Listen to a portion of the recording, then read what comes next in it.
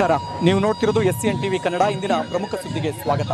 ವಿಜಯಪುರ ಜಿಲ್ಲೆಯ ತಾಳಿಕೋಟಿ ತಾಲೂಕಿನ ಲಿಂಗದಳ್ಳಿ ಗ್ರಾಮದಲ್ಲಿ ಗ್ರಾಮದ ಹಿರಿಯ ಮುಖಂಡ ಸಮಾಜ ಸೇವಕರಾಗಿದ್ದ ದಿವಂಗತ BR ಪಾಟೀಲ್ ಅವರ 8ನೇ ಪುಣ್ಯ ಸ್ಮರಣೋತ್ಸವವನ್ನು ಶನಿವಾರ ಭಕ್ತಿಭಾವದಿಂದ ಹಾಗೂ ಅರ್ಥಪೂರ್ಣವಾಗಿ ಆಚರಿಸಲಾಯಿತು. ಪುಣ್ಯಸ್ಮರಣೆಯ ಅಂಗವಾಗಿ ಮೊದಲು ದಿವಂಗತ BR ಪಾಟೀಲರ ಗದ್ದುಗೆಗೆ ವಿಶೇಷ ಪೂಜೆ ಸಲ್ಲಿಸಿ ಕುಟುಂಬದ ಸದಸ್ಯರು, ಗ್ರಾಮಸ್ಥರು ಹಾಗೂ ಗಣ್ಯರು ಗೌರವ ನಮನ ಸಲ್ಲಿಸಿದರು. ಬಳಿಕ ಗ್ರಾಮದ BR ಪಾಟೀಲ್ ಸರ್ಕಾರಿ ಪ್ರೌಢಶಾಲೆ ಆವರಣದಲ್ಲಿ ಉಚಿತ ಕಣ್ಣಿನ ತಪಾಸಣೆ ಹಾಗೂ ಎಲುಬು ಮತ್ತು ಕೀಲು ತಪಾಸಣಾ ಶಿಬಿರಕ್ಕೆ ವೇದಿಕೆ ಮೇಲಿನ ಗಣ್ಯರು ಚಾಲನೆ ನೀಡಿದರು. ಈ ಶಿಬಿರದಲ್ಲಿ ಅನೇಕ ಗ್ರಾಮಸ್ಥರು ಆರೋಗ್ಯ ತಪಾಸಣೆಯ ಸೌಲಭ್ಯವನ್ನು ಪಡೆದುಕೊಂಡರು. ಕಾರ್ಯಕ್ರಮದಲ್ಲಿ ದಿವಂಗತ BR ಪಾಟೀಲರ ಪುತ್ರರಾದ ಡಾ ಅನಿಲ ಪಾಟೀಲ, ಅನುಗ್ರಹ ಕಣ್ಣಿನ ಆಸ್ಪತ್ರೆಯ ನೇತ್ರತಜ್ಞ ಡಾ ದತ್ತಾತ್ರೇಯ ಹೊಸಮಠ, ಮುಖ್ಯ ಶಿಕ್ಷಕಿ RB ದೇಸಾಯಿ ಹಾಗೂ ಶಿಕ್ಷಕ AM ಮೂಲಿಮನಿ ಅವರು ಮಾತನಾಡಿ, BR ಪಾಟೀಲರ ಸಮಾಜಮುಖಿ ಸೇವೆ, ಶಿಕ್ಷಣದ ಮೇಲಿನ ಕಾಳಜಿ ಹಾಗೂ ಆದರ್ಶ ವ್ಯಕ್ತಿತ್ವವನ್ನು ಸ್ಮರಿಸಿದರು. ಇದೇ ಸಂದರ್ಭದಲ್ಲಿ 2025-26ನೇ ಸಾಲಿನ SSLC ಪರೀಕ್ಷೆಯಲ್ಲಿ ಉತ್ತಮ ಸಾಧನೆ ಮಾಡಿದ ವಿದ್ಯಾರ್ಥಿನಿಯರಾದ ಭಾಗ್ಯಶ್ರೀ ಪಾಟೀಲ ಹಾಗೂ ಅಂಜಲಿ ಬಿರಾದಾರ್ ಅವರಿಗೆ ಪ್ರತಿಭಾ ಪುರಸ್ಕಾರ ನೀಡಿ ಗೌರವಿಸಲಾಯಿತು. ಕಾರ್ಯಕ್ರಮದ ಸಾನ್ನಿಧ್ಯವನ್ನು ವೇದಮೂರ್ತಿ ಬಸಯ್ಯ ಸ್ವಾಮಿಗಳು ವಹಿಸಿದ್ದು, ಅಧ್ಯಕ್ಷತೆಯನ್ನು ಬಸನಗೌಡ ಪಾಟೀಲ್ ವಹಿಸಿದ್ದರು. ಈ ಸಂದರ್ಭದಲ್ಲಿ BR ಪಾಟೀಲರ ಕುಟುಂಬದ ಸದಸ್ಯರು, ಗ್ರಾಮದ ಮುಖಂಡರು, ಗಣ್ಯರು, ಶಿಕ್ಷಕರು, ವೈದ್ಯರು ಹಾಗೂ ಶಿಬಿರಾರ್ಥಿಗಳು ಉಪಸ್ಥಿತರಿದ್ದರು. ಸಮಾಜ ಸೇವೆ, ಶಿಕ್ಷಣ ಮತ್ತು ಆರೋಗ್ಯ ಕ್ಷೇತ್ರದಲ್ಲಿ ದಿವಂಗತ BR ಪಾಟೀಲರ ಆದರ್ಶಗಳನ್ನು ಸ್ಮರಿಸುವ ಮೂಲಕ ನಡೆದ ಈ ಕಾರ್ಯಕ್ರಮ ಗ್ರಾಮಸ್ಥರ ಮೆಚ್ಚುಗೆಗೆ ಪಾತ್ರವಾಯಿತು. ಕ್ಯಾಮರಾಮನ್ ಜೊತೆ ವರದಿಗಾರ ಅಬ್ದುಲ್ ಗನಿ ಮಕಾಂದಾರ್, SCN TV ಕನ್ನಡ, ತಾಳಿಕೋಟಿ.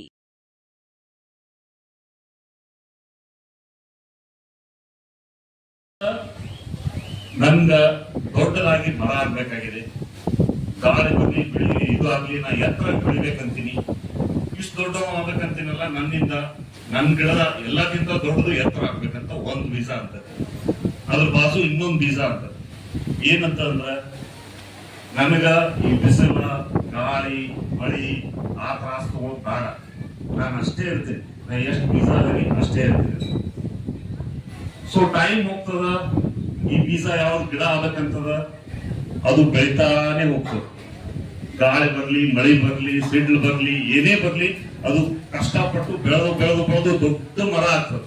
ದೊಡ್ಡ ಮರ ಆಗ್ಬಿಟ್ಟು ಹೂವು ಬರ್ತವೆ, ಅದ್ರ ಸುಗಂಧ ಎಲ್ಲರೂ ಲೈಕ್ ಮಾಡ್ತಾರೆ, ಅದರಿಂದ ಹಣ್ಣುಗಳು ಬರ್ತವೆ, ಆ ಹಣ್ಣುಗಳಿಂದ ಮತ್ತೊಂದು 4 ಜನಕ್ಕೆ ಉಪಯೋಗ ಆಗತ್ತೆ. ಅದ್ರ ಎಲಿಗಳು ಬಂದ್ಮೇಲೆ ಅದ್ರ ಎಲಿ ಕೆಳಗಡೆ, ಗಿಡದ ಕೆಳಗಡೆ, ಮರದ ಕೆಳಗಡೆ 4 ಮಂದಿ ಬಿಸಿಲಾಗ ಬಂದು ಆರಾಮ ನಿದ್ದೆ ಮಾಡ್ತಾರೆ, ಅದರಿಂದ ಅವ್ರಿಗೆ ಆನಂದವಾಗತ್ತೆ. ಇದು ಒಂದೇ ಬೀಜ.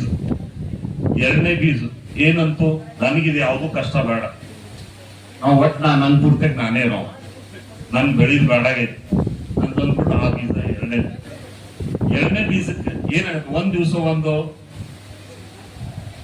ಪಾರಿವಾಳ ಪಕ್ಷಿ ಒಂದು ಆ ಬೀಜ ತಿನ್ಬಿಡೋದು.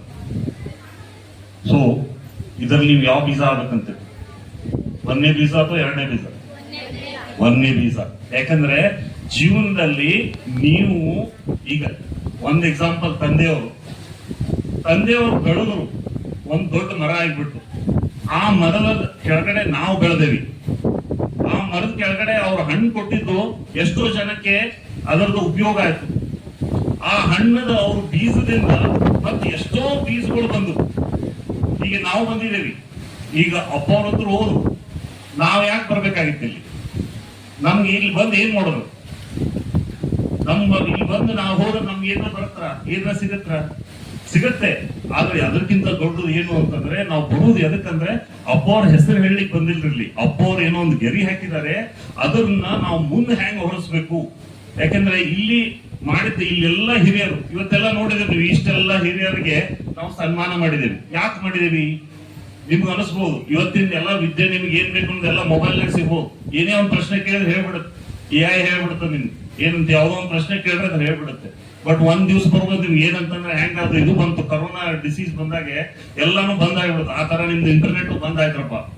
ನಿಮ್ಗೆ ಯಾವುದೇ ಬಗ್ಗೆ ಏನೇ ಕೇಳಬೇಕು ಅಂದ್ರೆ ಯಾರು ಇಲ್ಲೇ ಇಲ್ಲ ಹೇಳೋರು. ಯಾರು ಹೇಳೋರು ನಿಮ್ಗೆ? ಯಾರು ಹೇಳೋರು ಹೇಳ್ರಿ? ಇದೇ ಹಿರಿಯರೇ ಹೇಳೋರು.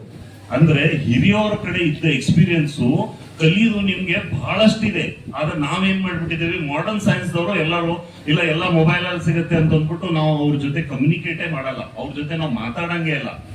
ಅದಕ್ಕೆ ಜೀವನದಲ್ಲಿ ಬಹಳ ಅತಿ ಮುಖ್ಯದ ಯಾವುದು ಅಂತಂದ್ರೆ ಟೈಮ್ ಬಹಳ ಮುಖ್ಯ. ನೀವು ನಿಮ್ಮ ಟೈಮ್ ಹೆಂಗ್ ಸ್ಪೆಂಡ್ ಮಾಡ್ತಾರೆ. ಎಲ್ಲರೂ ನಮ್ ದೇವರು ಒಂದಿಷ್ಟು ವರ್ಷ ಇರ್ತೀರಪ್ಪ ಅಂತ ಹೇಳಿ ಕಳಿಸಿದ್ದಾರೆ.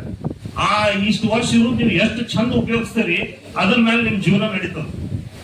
ಅದೇ ಚಂದ ನಡೆಸ್ಬೇಕು ಅಂತಂದ್ರೆ ನಿಮ್ಗ ಆಯ್ತು. ಅದಕ್ಕೆ ಸಪೋರ್ಟ್ ಅಂದ್ರೆ ದುಡ್ಡು ಬೇಕಂದ್ರೆ ನೀವು ಏನ್ ಮಾಡ್ಬೇಕು, ಕಷ್ಟಪಟ್ಟು ಮುಂದ್ ಬರ್ಬೇಕು. ಸರಿಯಾಗಿ ಸಾಲಿ ಕಲ್ತ್ಬಿಟ್ಟು ನೀವು ಮುಂದ್ ಬರ್ಬೇಕು.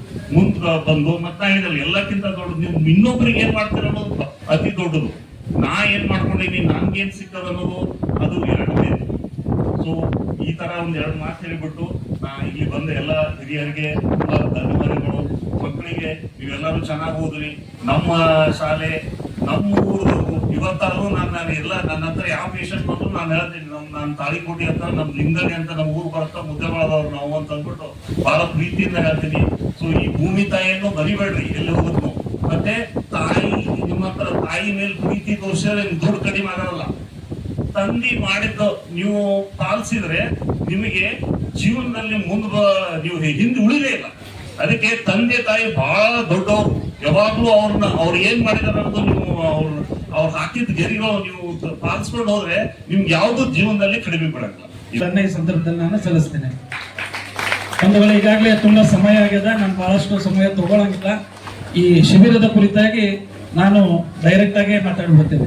ಯಾಕಂದ್ರೆ ಇಷ್ಟೊತ್ತನ ನೀವು ಒಂದು ಸನ್ಮಾನ್ ಡಾಕ್ಟರ್ ಅನಿಲ್ ಲಿಂಗದಳ್ಳಿ ಸರ್ ಮಾತು ಕೇಳಿ ನನಗೆ ಬಹಳ ಖುಷಿ ಆಯ್ತು. ಇವತ್ತು ಅವರೊಳಗೊಬ್ಬ ವಾಗ್ಮಿ ಇವತ್ತ ನಾನು ಕಂಡೆ. ಡಾಕ್ಟರ್ ಒಳಗೊಬ್ರು ಟೀಚರ್ ಆದ್ರೆ ಇವತ್ತು ಅವರು ಮುದ್ದು ಮಕ್ಕಳನ್ನ ಕುರಿತು ಬಹಳಷ್ಟು ಮನಮುಟ್ಟುವಾಗಿ ಅವರು ಹೇಳಿದ್ರು. ಅದಕ್ಕೆ ವಿಶೇಷವಾಗಿ ಅವರು ಒಂದು ಚಪ್ಪಾಳೆ ಮೂಲಕ ನಾವು ಒಂದು ಅಭಿನಂದನೆ ಸಲ್ಲಿಸೋಣ.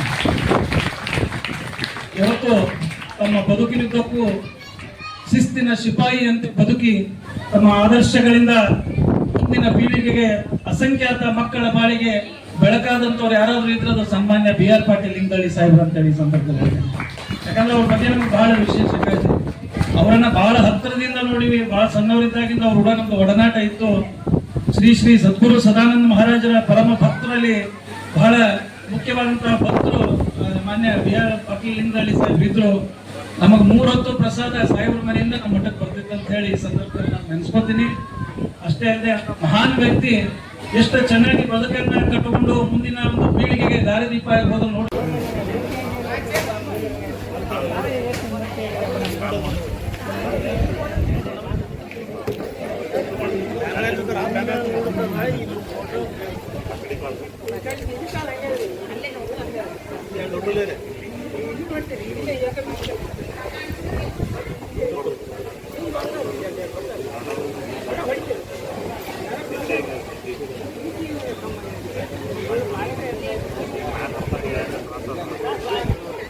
ಬರ್ರಿ ಸರ್.